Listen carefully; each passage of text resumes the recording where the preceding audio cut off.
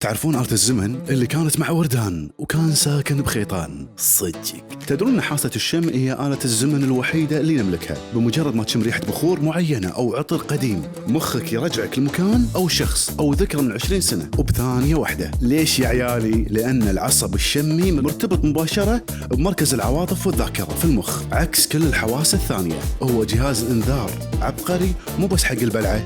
الغاز اللي نستخدمه بالبيت اصلا ما له ريحة، الشركات تضيف عليه ريحة بيض فاسد عمدا عشان خشمك يحذرك من الخطر يهازين خشمك. الحاسة هذه تستخدم في فنون التسويق وخصوصا في الفنادق والمحلات العالمية، يشمشمونك روايح معينة تخليك مرتاح وتقعد فترة أطول وتدفع فلوس أكثر. وحتى ريحة السيارة الجديدة هي أصلا ريحة كيماوية، احنا مبرمجين عقولنا انها ريحة النجاح والكشخة. الشم هي الحاسة اللي ما تنام، حتى وانت نايم خشمك شغال يراقب البيئة اللي حولك. المفروض تعطيه بدل والله.